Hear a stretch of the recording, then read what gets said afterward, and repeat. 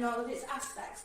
First off, we have Charlotte, giving us an example of a child from her school that has intellectual disabilities and what her school and her have decided to do to promote her learning. Now, let's get started. Well, Monica, it's important to point out that in this case, this child suffers from mild intellectual disabilities, so these measures won't be applicable to any other person.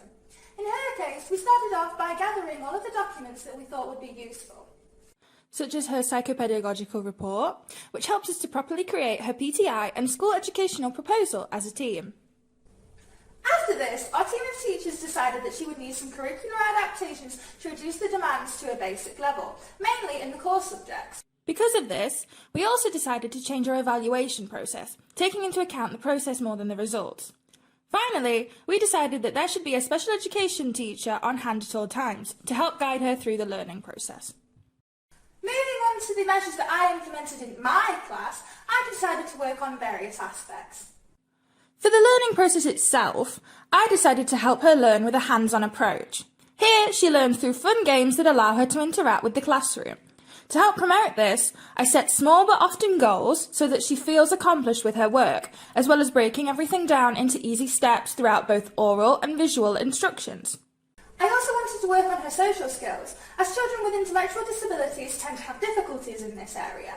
Because of this, I decided to create fun activities every so often that involved her working in a group with other students in activities that she doesn't have difficulties in, such as dance.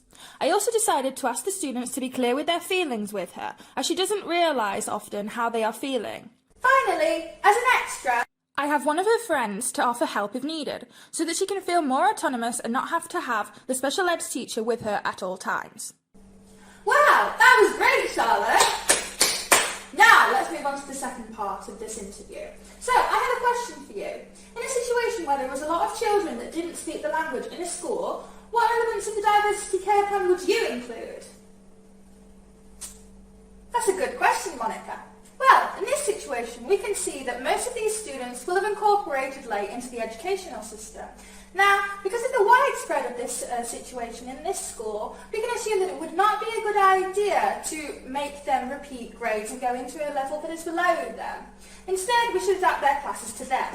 Firstly, if, as you have said, the students do not know any of the language, I would recommend establishing as a specific measure school programmes for learning the country's language, as it will be a crucial aspect of their schooling and their lives.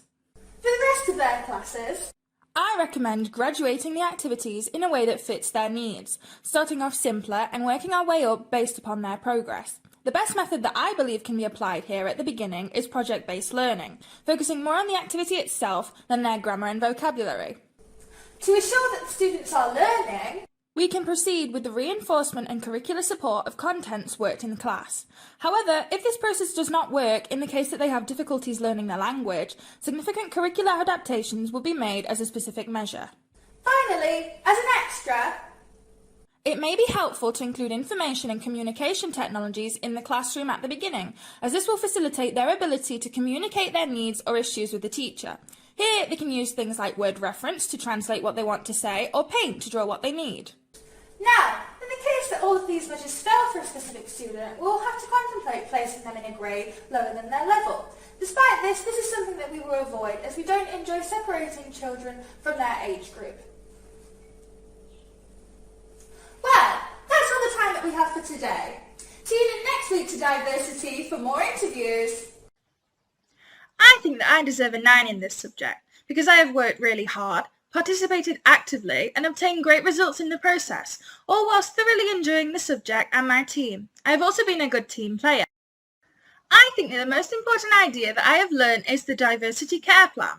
Before taking this course, I didn't know much about how to care for a student with disabilities, but learning about this has helped me feel more prepared for the future and having diverse students in my class.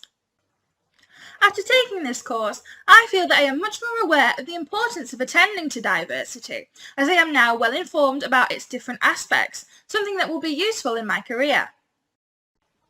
Whilst preparing this video, I have learnt a lot of information about children with intellectual disabilities and difficulties with our language, as well as the proper measures to apply, something very interesting.